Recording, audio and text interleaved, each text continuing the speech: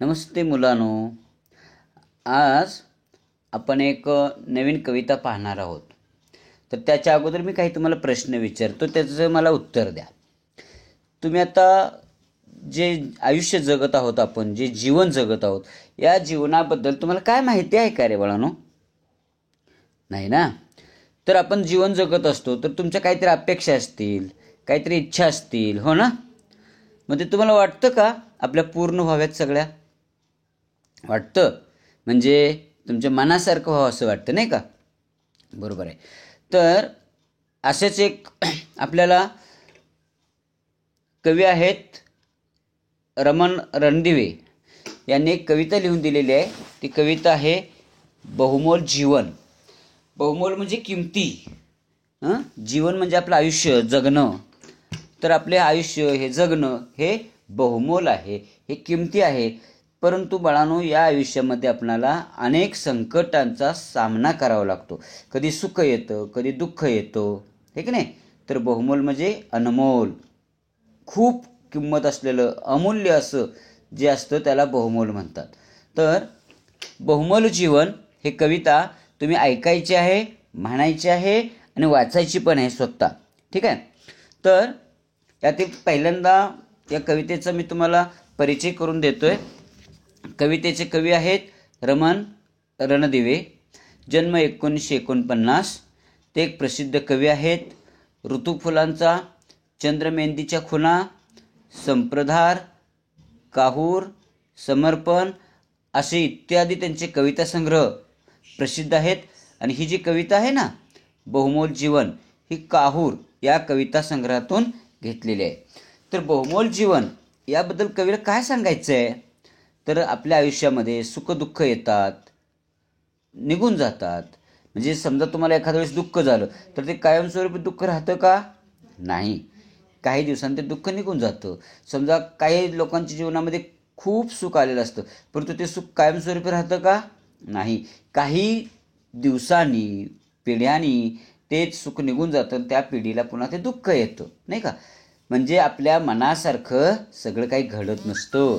बघा बरं, तुम्ही आता लहान आहात, तुम्हाला वाटतं की नाही बाहेर कुठंतरी फिरायला जावं, काहीतरी. आता कोरोनाची साथ चालू आहे, तुम्हाला कुठंतरी बाहेर जायचं असतं, तुमच्या मनात येतं बाहेर जायचं, पण घरचे लोक सोडतात का? नाही सोडत. म्हणजे तुमच्या मनासारखं होत नसतं, सगळ्याच गोष्टी घडत नसतात. म्हणून आपण रडायचं नाही, रडत बसू नये, दुःखी व्हायचं नसतं. तर जीवनामध्ये असे अनेक संकट येतात, त्या संकटाचा सामना करायचा असतो, त्याला सामोरं जायचं असतं. जीवन हे आपलं कसं आहे? मूल्यवान जीवन आहे, त्याचा आपण त्याग करू नये. म्हणजे ते जीवन जे आहे ते उपभोगलं पाहिजे. नाही दुःख आहे म्हणून नाराज होऊन बसायचं, असं नाही करायचं. त्या दुःखाचा सुद्धा आपण सामना करायचा, असा संदेश या कवितेतून आपल्याला दिलेला आहे. तर या कवितेतील काही महत्त्वाचे शब्द आहेत, कठीण शब्द आहेत, ते मी तुम्हाला पुन्हा सांगतोय, नीट ऐकून घ्या. बहुमोल, अनमोल, किमती. समान शब्द परीक्षेला विचारले जातील ना. खूप अमूल्य असे त्याला बहुमोल म्हणायचं. निखळूनी म्हणजे देठापासून गळून पडणे. निखळून पडणे म्हणजे गळून पडणे. आता फूल असतं, झाडाचं फूल निखळून पडतं म्हणजे काय होतं? ते देठासहित पडतं, नुसत्या पाकळ्या नाहीत पडत, हे की नाही? निखळून म्हणजे देठापासून गळून पडणे. झडणे, नाहीसे होणे, वठणे, जीर्ण होणे. झडणे. भोगावे लागते म्हणजे सहन करावे लागते, सोसावे लागते. सकला म्हणजे सर्वांना. लतिका म्हणजे लता. लता म्हणजे कोण? वेल. आपल्या घरात फुलांच्या वेली वगैरे असतात, त्याला लतिका म्हणतात. धरणी, धरती, भूमी, हे धरणीला समान शब्द आहेत. सृष्टी म्हणजे जग, निसर्ग, याला सृष्टी असे म्हणतात. देह, काया, शरीर. नभ, आकाश. घन, ढग, मेघ. त्यानंतर नक्षत्रे म्हणजे तारे, चांदण्या अवकाशात दिसतात की नाही आपल्याला आकाशात, ती नक्षत्र असतात. ते नक्षत्रांची नावं भरपूर आहेत बघा. अश्विनी, भरणी, कृतिका, रोहिणी, हे का? तर ही नक्षत्र घरात अजून विचारा, तुम्हाला घरचे लोक सांगतील. नक्षत्र काही कळलं रागानं म्हणतात बघ, कुठल्या नक्षत्रावर जन्माला आला एखादा मुलगा दमवत असतो वगैरे, नाही का? तर ते नक्षत्र. तर ते चांदण्या, तारे. अवस म्हणजे अमावस्या. लिलया म्हणजे सहज.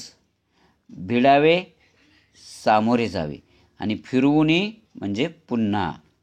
हे झाले कठीण शब्द या कवितेतले. आता काही अवघड असे शब्द टिप्पणी आहेत ते सांगतोय. वसंत म्हणजे फुलण्याचा ऋतू. म्हणजे आपण वसंत ऋतू जेव्हा येतो तेव्हा निसर्गात बदल दिसतात आपणाला. बारीक वेलीना पालवी फुटलेली असते, झाडांना पानं फुटलेली असतात, बारीकशी पानं असतात, त्याला म्हणजे वसंत ऋतू. ग्रीष्म हा एक ऋतू आहे म्हणजे उन्हाळा ऋतू. शालू म्हणजे साडी की जे भरजरी वस्त्र असतं त्याला शालू म्हणतात. अवस म्हणजे अमावस्या. हा मराठी महिन्यातली शेवटची तिथी असते. अमावस्यानंतर पौर्णिमा, पौर्णिमेनंतर अमावस्या. हे महिन्याचं चक्र असतं. 15 दिवसाची अमावस्या एका महिन्यात असते आणि 15 दिवसाचा पौर्णिमा असते. असे 30 दिवसाचा तो महिना असतो. अवस म्हणजे अमावस्या. आता यातले काही वाक्यप्रचार आहेत ते अर्थ सांगतोय, नीट काळजीपूर्वक ऐकायचे आहेत.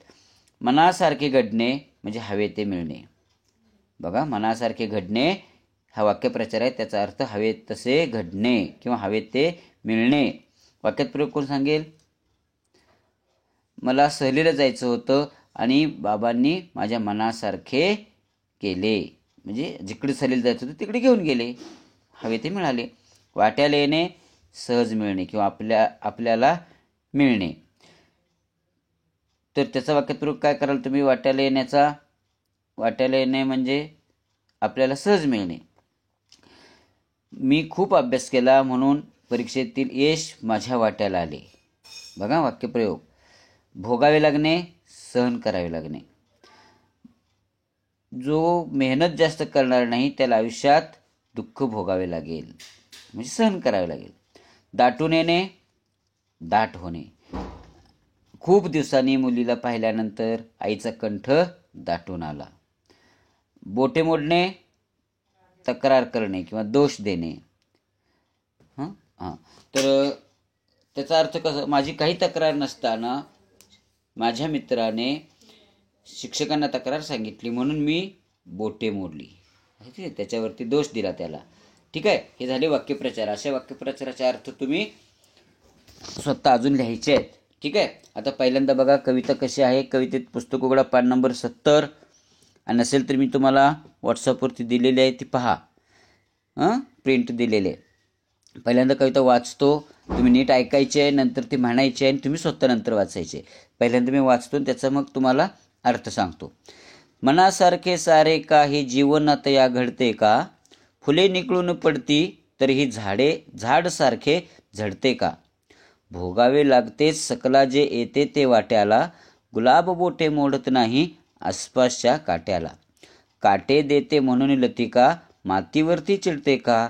मनासारखे सारे काही जीवनात या घडते का?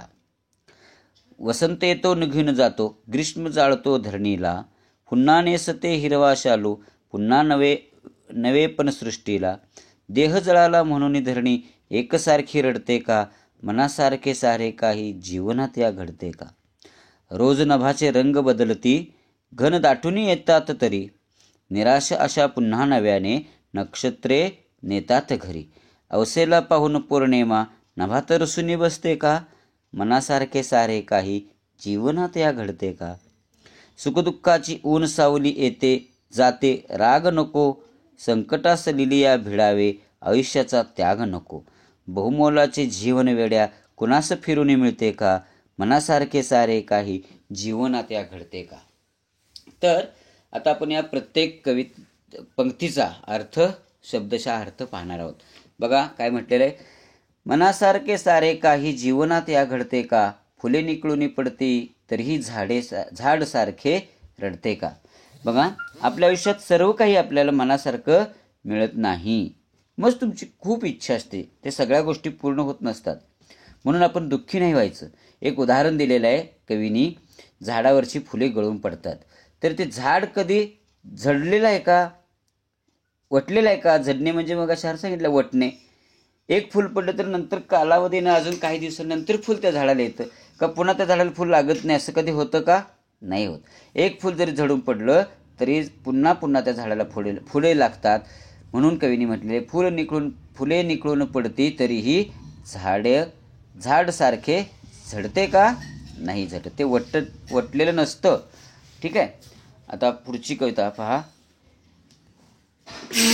शेवटच्या ओळी ज्या कवितेच्या दिलेल्या आहेत आपल्याला, तर त्यामध्ये काय कवीने सांगितलेलं आहे बघा. भोगावे लागते सकला जे येते ते वाट्याला, गुलाब बोटे मोडत नाही आसपासच्या काट्याला, काटे देते म्हणून लतिका मातीवरती चिडते का, मनासारखे सारे काही जीवनात या घडते का. बघा कवी काय सांगतात आपल्याला. कवी म्हणतात सर्वसामान्य लोकांना किंवा सर्व लोकांना कोणी असो त्यामध्ये भोगावे लागते सकलाचा अर्थ तुम्हाला सांगितला मगाशी. काय सांगितला. सकला म्हणजे सर्वजण, तर सर्वांनाच भोगावं लागतं. तो गरीब श्रीमंत, लहान मोठा, तरुण म्हातारा असं काही नाहीये. तसं झाडाच्या बाबतीत लहान झाड, मोठं झाड, रोप वगैरे असं काही नाही. सर्वांनाच जे काय त्यांच्या वाट्याला येतं, म्हणजे नशिबाला येतं, वाटणीला येतं, ते त्यांना भोगावं लागतं. गुलाब आपण पाहतो, गुलाबाचं फूल कसं असतं की त्याच्या भोवती ते काटे असतात आणि त्या काठ्यामध्ये ते गुलाबाचं फूल असतं. पण ते कधी गुलाबाचं फूल त्या काट्यांच्यावरती रागवत नाही, त्यांना चिडत नाही, त्याच्यावरती राग धरत नाही. गुलाब बोटे मोडत नाही आसपासच्या काट्यांना. बघा आपण सांगितलं तुम्हाला, बोटे मोडणं म्हणजे तक्रार करणे, दोष देणे. ते गुलाबाचं फूल कधी त्या काट्यांना दोष देत नसते. काटे देते म्हणून लतिका मातीवरती चिडते का. आता एखादी वेल असते, त्या वेलीला काटे असतात. ती वेल कुठून जन्माला येते, मातीतून फुलते नाही का, मातीतून तिची वाढ होत असते. मग या मातीने माझ्याबरोबर काठे सुद्धा दिलेले आहेत, म्हणून ती वेल, ती लता कधी या धरणीवरती चिडलेली नाही. म्हणून या प्रत्येकाच्या मनासारखं घडलेलं नाही. घडतं का कधी. त्या वेलीला वाटत असतं मला काटे नसावेत, परंतु तिला काटे असतात. त्या गुलाबाला वाटत असतं मला काटे नसावेत, परंतु त्याच्याभोवती काटेच असतात. म्हणजे काट्याशिवाय गुलाबाला शोभा नाहीये. म्हणून कवी म्हणतात मनासारखे सारे काही जीवनात या घडते का. तर नाही घडत बाळांनो, आपल्या मनासारखं काही घडत नाही. नंतर वसंत येतो निघून जातो, ग्रीष्म जाळतो धरणीला, पुन्हा नेसते हिरवा शालू, पुन्हा नवे पण सृष्टीला. बघा कवीने सांगितले वसंत ऋतूमध्ये काय असतं, नवीन नवीन पालवी फुटत असते झाडांना, वेलींना. वसंत येतो आणि पुन्हा तो पालवी फुटल्यानंतर निघून जातो. जसं मी तुम्हाला सांगितलं, आठवड्याचे 7 वार, रविवारपासून सुरुवात होते ते शनिवारपर्यंत नाही का. रविवार, सोमवार, मंगळवार, बुधवार, गुरुवार, शुक्रवार, शनिवार, पुन्हा रविवार येतो. म्हणजे हे चक्र जसं चालू असतं तसं 15 दिवस महिन्याचे असतात. त्यानंतर पुढचे 15 दिवस म्हणजे अमावस्या आणि पौर्णिमा, हे चक्र चालू असतं. हे 1 महिना 7 दिवस झाले की पुन्हा दुसरा आठवडा, पुन्हा दुसरा आठवडा, पुन्हा दुसरा आठवडा, असे 4 आठवडे झाले की 1 महिना, असा 12 महिने झाले की 1 वर्ष. तसं हे चक्र चालू असतं. तसं या निसर्गामध्ये वसंत ऋतू आणि ग्रीष्म ऋतूचं चक्र चालू असतं. वसंत ऋतू येतो, तो निघून जातो. पुन्हा कोण येतो, ग्रीष्म येतो. ग्रीष्म काय करतो, ग्रीष्म ऋतू तुम्हाला सांगितलं उन्हाळा ऋतू असतो. या धरणीवरती इतकं रखरखीत असं ऊन पडलेलं असतं की झाडे वटून जातात, सुकून जातात, गवत असतं ते गवत जळून जातं, वाळलेलं असतं, जिकडं पाहावं तिकडं रखरख रखरख असते. म्हणजे तो ग्रीष्म ऋतू काय करतो, या धरणीला होरपळून काढत असतो, जाळत असतो. पुन्हा नेसते हिरवा शालू, म्हणजे पुन्हा कालांतराने पावसाळा सुरू होतो. आणि मग काय होतं, पाऊस थोडासा जमिनीवर पडला की पुन्हा हिरवीगार सृष्टी होऊ लागते. बघा, पुन्हा नेसते हिरवा शालू, पुन्हा नवे पण सृष्टीला. म्हणजे पुन्हा ही निसर्ग, पुन्हा हा सौंदर्य, पुन्हा हा निसर्ग हिरवागार दिसू लागतो. म्हणजे वसंत आला तो निघून गेला, ग्रीष्म आला त्याने धरणीला जाळलं, पुन्हा पावसाळा आला हिरवी गार अशी धरणी तयार होते. शालू, जिकडे पाहावं तिकडे हिरवगार गवत, गालीच्या पसरले गत, त्याला शालूची उपमा दिलेली आहे. म्हणजे पुन्हा नवे पण या सृष्टीला मिळत असतं. देह जळाला म्हणून धरणी एकसारखी रडते का. या ग्रीष्म ऋतूमध्ये काय होतं, धरणी भाजून निघते, जळून निघते. म्हणजे ह्या शरीर, ही काया, हे धरणीची या ग्रीष्म ऋतूमुळे जळालेली आहे. म्हणून धरणी काय रडत बसते का, नाही का. कारण ते तिच्या मनासारखं झालेलं नसतं. तिला वाटत असतं की असं होऊ नये, परंतु ते होतं. ग्रीष्म ऋतू येतो, तो तिला जाळून टाकतो. म्हणजे तिच्या मनासारखं होत नाही. म्हणून कवी म्हणतो तिच्याही नाही, आपल्याही मनासारखं होत नसतं. म्हणून मनासारखे काही जीवनात या घडते का, तर नाही घडत बाळांनो. आपण येणाऱ्या संकटाचा सामना करायचा असतो, असं कवीचं म्हणणे आहे. रोज नभाचे रंग बदलती, घन दाटून येतात तरी, निराश आशा पुन्हा नव्याने नक्षत्रे नेतात घरी. बघा, रोज आकाशाचे रंग बदलतात.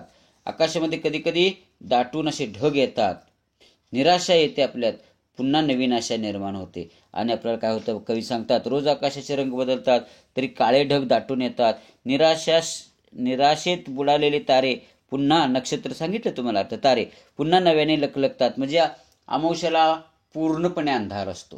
म्हणून पूर्णपणे अंधार आहे म्हणते का, तारे लखलखाचे थांबतात का? अमावस्याचे दिवस संपला की पुन्हा 15 दिवसाने थोडे थोडे थोडे थोडे त्यांचा प्रकाश प्रज्वलित होतो. ज्यावेळी पौर्णिमा असते त्यावेळी आपल्याला लखलखीत तारे चंद्र आकाशात दिसत असतो. म्हणून ते थांबत नसतात. त्यांची इच्छा असते की आपल्याला कोणी झाकून ठेवणे, पण अमावस्या आली की ते ढगामध्ये झाकले जातात. म्हणजे त्यांच्या मनासारखं होत नाहीये. ठीक आहे. निराशा अशा पुन्हा नव्याने नक्षत्रे नेतात घरी. म्हणून कवी सांगतो आपणाला की हे निराशाचे रूपांतर काही दिवसांनी आशेत निर्माण होते. म्हणजे निराशा त्याच्या विरुद्ध आशा, काही दिवसांनी पुन्हा आशा निर्माण होते. अमावस्याला चंद्र दिसत नाही, अंधारी रात्र असते, म्हणून पूर्ण चंद्राची किंवा पौर्णिमा कधी रुसून बसत नाही, कारण त्या चंद्राच्या मनासारखे घडलेले नसते. त्यालाही माहिती आहे आज नाही मनासारखे घडले तर नंतर मनासारखे घडेल. म्हणजे पौर्णिमेला आपण या सृष्टीवरती पूर्ण प्रकाश टाकू शकतो. म्हणून तो प्रयत्न करत असतो, तो 15 दिवस सहन करत असतो दुःख. या पद्धतीने आपल्या जीवनात येणारे दुःख आपण सहन करायचे आहेत. सुखदुःखाची ऊन सावली येते जाते, राग नको. बघा, मनुष्याला एक संदेश दिलेला आहे. आपल्या प्रत्येकाच्या जीवनामध्ये सुख आणि दुःख कधीतरी ते येतच असतं, आणि कधीतरी येतात ते कधी निघून जातात, तर आपण त्याच्यावरती रागवायचं नसतं.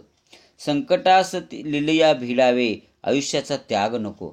कवी काय सांगतात पहा, जे काही संकट तुमच्या आयुष्यामध्ये येतील त्या प्रत्येक संकटाला तुम्ही भिडलं पाहिजे, लढलं पाहिजे, आणि त्याच्याशी तुम्ही सामना केला पाहिजे, असं कवीचं म्हणणं आहे. कवी आपल्याला सांगतायत लिलिया म्हणजे सहज.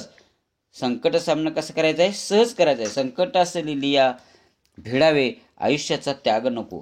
म्हणजे काही लोक संकटाला, दुःखाला कंटाळून आत्महत्या करतात. त्याग का? शेतकऱ्याची अवस्था आपण पाहतो नाही का? शेतकरी पीक चांगले येत नाही, पाऊस जास्त होतो, कधी पाऊस कमी पडतो, त्यामुळे पिकं येत नाहीत, कर्जबाजारी झालेला असतो, त्यामुळे तो काय करतो? जीवनाचा त्याग करतो, आपल्या आयुष्याचा त्याग करतो.